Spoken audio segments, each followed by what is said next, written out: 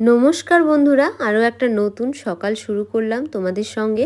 আজকে হচ্ছে সোমবার দিদুন সকাল সকাল রান্নাবান্না বসিয়ে দিয়েছে। কাকিমা থাকার পরেও আজকে দিদুন সব রান্নাবান্না করবে। আর আজকে সকাল থেকে আমাদের সবার ভীষণ মন খারাপ, কারণ আজকে হয়ে গেল 5 দিন দিদুনরা আসা, আর আজকেই হচ্ছে শেষ দিন। দিদুনরা আজকে চলে যাবে আমার বাড়ি থেকে, তাই আজকে সবার মন খারাপ। আর দিদুন বলল যে আজকে যখন চলে যাব তখন আমি সব রান্না করে খাওয়াবো। তাই কাকিমা আসার পরেও কাকিমাকে বললাম যে এবেলা তোমার সেরম কোনো কাজই নেই, বিকেলবেলা এসে খালি রুটিটা করে দিয়ে যাবে, তাহলেই হবে। এদিকে দিদুন সকাল থেকে সব কেটে বেছে নিজেই রান্নাবান্না করেছে। আর আজকে সকাল থেকে সেরকমভাবে কোনো ক্লিপই নেইনি, কারণ আমার সকাল থেকে কোনো কিছু একদম ভালো লাগছিল না। এদিকে দিদুনরা দেখো রেডি হয়ে গিয়েছে, এখন এখান থেকে যাবে হচ্ছে মায়ের ওখানে।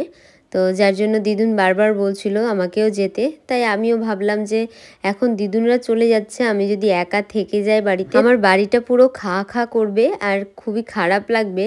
তাই আমি আর দুবার না ভেবে দিদুনদের সাথে একসাথেই বেরিয়ে গিয়েছিলাম। কিন্তু মায়ের ওখানে যাওয়ার পরেও আমার মন ঠিক লাগছিল না, তার কারণ আমি জানি দিদুনরা তো আর ঘুরে আমার ওখানে যাবে না, এখন তো দিদুনরা এখানেই থেকে যাবে। তাও আবার কি, মায়ের এখানেও বেশি দিন থাকবে না, মায়ের এখানে একটা দিনই থাকবে, আমার ওখানেই বেশি দিন ছিল।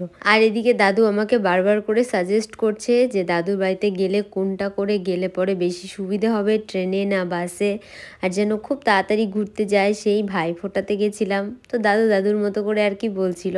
তো এখানে আমরা 4 জন মিলে এখন আড্ডা দিচ্ছিলাম, মা, আমি, দিদুন আর দাদু।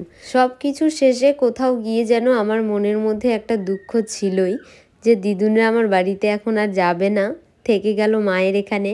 তাই মনটা ভীষণ খারাপ করছিল। আর এদিকে বেশ অনেকটাই রাত হয়েছিল, তোমাদের দাদাভাইও চলে এসেছে। তো সন্ধ্যাবেলা আমরা একটু টিফিন করেছিলাম, দেখলেই তো, সিঙ্গারা, তারপর লবঙ্গ লতিকা।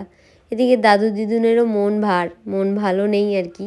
আমি এখন রেডি হয়ে নিয়েছি ভালো করে, যেহেতু বাইরে খুব ঠান্ডা লাগবে, তাই কান টান ঢেকে নিয়েছি ভালো করে। এখন চলে যাচ্ছি বাড়ি। এদিকে বাবাও চলে এসেছে, সবার সঙ্গেই দেখা হয়ে গেল, এখন চলে যাব বাড়ি। আর আজকের ব্লগটাতে যেহেতু সেরকম কোনো ক্লিপই ছিল না, তাই আমি 2 দিনের ব্লগ একসাথে করেছি। এইটা হচ্ছে নেক্সট ডে মর্নিং, মানে মঙ্গলবার দিন সকালবেলা আর কি। তো দেখো সকালবেলা উঠে মনটা ভীষণ খারাপ, কারণ এই 4-5 দিন দিদুনরা এই ঘরে শুচ্ছিল, আর আমি এসে সকালবেলা দিদুনদের বিছানা উঠাচ্ছিলাম। আর আজকে বিছানা উঠাতে এসে দিদুনদের একটা জিনিসও আমি হাতে পাচ্ছি না, তাই আমার মনটা ভীষণ খারাপ করছে। এতটা খারাপ যে আমার চোখের কোণায় জল চলে আসছে। কিন্তু তারপরেও নিজের কাজগুলো তো সারতেই হবে, তাই না? সকাল সকাল আমরা দুজন আগে ব্রেকফাস্ট করে নিলাম। আর তোমাদের দাদাভাইও বুঝতে পারছিল সকাল থেকে আমার মনটা ভীষণ খারাপ। আমি ওকে বললাম যে দিদুনরা যেহেতু মায়ের ওখানে আছে, তো আরও একটা দিন দিদুনদের সাথে থাকতে পারবো, তো চলো আজকে মায়ের ওখানে যাই।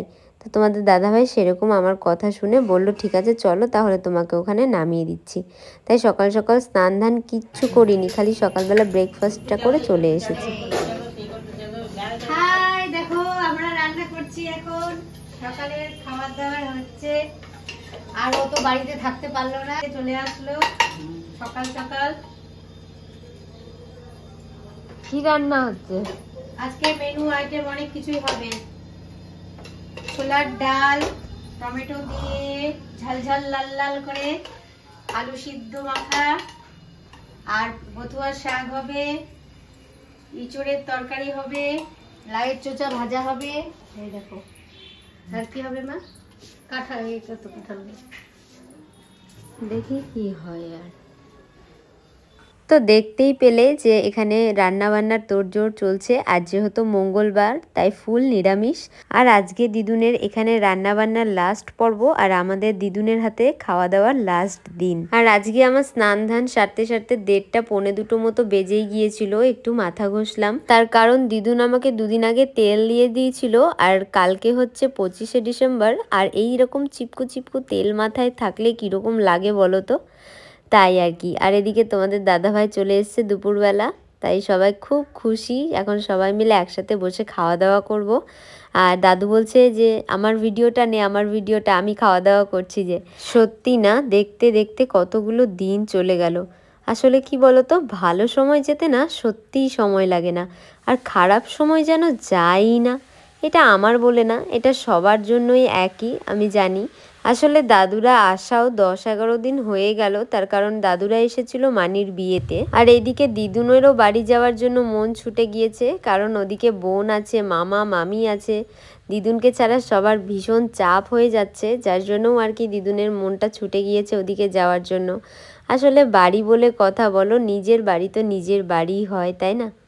তো এদিকে খাওয়া দাওয়া সেরে তোমাদের দাদাভাই চলে যাচ্ছিল আবার নিজের কাজে। আর এখন বিকেলবেলা আমি আর দিদুন বেরিয়েছি, আর দিদুনকে বলছি আজকে আমাদের লাস্ট ভিডিও করা ঘুরতে যাওয়ার। আর আজকে এদিক ওদিক কোথাও ঘুরতে যাইনি, আজকে গিয়েছিলাম দিদুনের বাপের বাড়ি। আসলে কি বলো তো, ওই যে আমার মানির বাড়ি যাদের ব্লগ করছিলাম, সেটাই হচ্ছে আমার দিদুনের বাপের বাড়ি। আসলে আমার দিদুন কিন্তু মালদার মেয়ে, তো এখানে এসে সবার সাথে জমিয়ে গল্প আড্ডা খাওয়া দাওয়া সব কিছু করলাম। আর এখন দেখো এখানে পুচকিটা ঘুমাচ্ছে। আর ও আমার সম্পর্কে কে হয় জানো? ও আমার সম্পর্কে মামা হয়। কত বড় মামা আমার, দেখেছো? তো এদিকে দিদুন স্যান্ডউইচ সিঙ্গাড়া মিষ্টি সব কিছু সাজিয়ে গুছিয়ে দিয়েছে দেখো। আর ওখান থেকে খাওয়া দাওয়া করে বাড়ি এসে বেশ অনেকটা সময় বসে আমার হঠাৎ ম্যাগি খাওয়ার ইচ্ছে করছিল। তো ম্যাগি আর দুটো ডিমের পোচ খেয়ে দিয়ে এখন দাদু দিদুনের সাথে গল্প করছিলাম। আমার ডিনার তো কমপ্লিট, কিন্তু জামাইকে না খাইয়ে দাইয়ে তো বাড়ি থেকে পাঠাবে না, তার জন্য ও আসবে, তারপর খাওয়া দাওয়া করে বাড়ি যাব। তার আগে আমরা যাচ্ছিলাম একটুখানি ঘুরতে। তোমাদের দাদাভাই এসে আমাকে বলল যে কালকে 25শে ডিসেম্বর, আর তার জন্য কত সুন্দর করে সাজিয়েছে, চলো দেখে আসি। তো ঝটপট করে রেডি হয়ে আমি, ভাই আর তোমাদের দাদা ভাই বেরিয়ে পড়লাম 25শে ডিসেম্বরের লাইটিং দেখতে। আর আমরা যখন বেরিয়ে পড়েছি ভাবলাম তোমাদের সঙ্গেও আমাদের মালদার কার্নিভালের লাইটিং শেয়ার করি। তোমরা যারা এখনো পর্যন্ত দেখোনি ঝটপট আমার ব্লগেই দেখে নাও, তারপর সামনে থেকে দেখার তো মজাই আলাদা।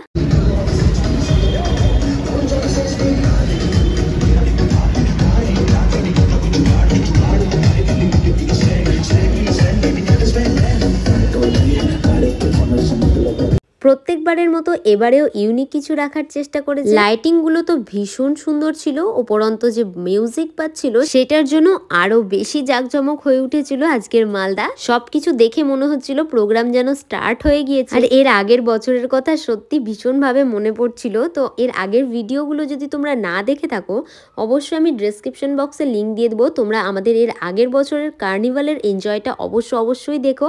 নাচ গান আনন্দ ফুর্তিতে এর আগের বার মেতে উঠেছিলাম, আর শুধু এর আগের বার বলেই নয়, এইবারও হবে, আর তোমাদেরকে সঙ্গে নিয়েই হবে। আর অপেক্ষা করতে হবে না, কারণ আজকের রাতটা পেরোলে পরেই কাল সকাল হতে না হতে 25শে ডিসেম্বর। আমাদের অপেক্ষার অবসান ঘটিয়ে মালদার কার্নিভালের প্রোগ্রাম কাল থেকে স্টার্ট। আর অবশ্যই তোমাদের সাথে খুব ভালোভাবে মালদার লাইটিং শো প্রোগ্রাম সব কিছু শেয়ার করব। আর তোমরা যদি নতুন হয়ে থাকো আমার চ্যানেলে এই ফার্স্ট ব্লগ দেখছো, তাহলে অবশ্যই চ্যানেলটা সাবস্ক্রাইব করে রাখো, তার কারণ চ্যানেলটা সাবস্ক্রাইব না করলে কিন্তু অনেক কিছু মিস করে যাবে। এইদিকে আমাদের কার্নিভালের প্রিপারেশন চলছে, দেখতে পাচ্ছ। তোমাদেরকে বাইরে থেকে যতটা পারলাম দেখানোর চেষ্টা করলাম, তার কারণ আমি ইচ্ছে করে ভেতরে ঢুকিনি। আজকে যদি ঢুকি সব দেখেই নিই অথবা তোমাদের দেখিয়ে দিই, তাও কালকের জন্য কি থাকবে, কালকের জন্য তো কিছু বাকিই থাকবে না। তাই ভাবলাম যে না, আজকে ব্যাস এইটুকুই দেখো, কালকের জন্য অবশ্যই ওয়েট করো। আমিও ভীষণ এক্সাইটেড। চলো তাহলে এখন ঝটপট করে চলে যাই বাড়ি, কারণ ওদিকে দিদুনদের সাথে গল্প গুজব করে আবার বাড়ি যেতে হবে তো।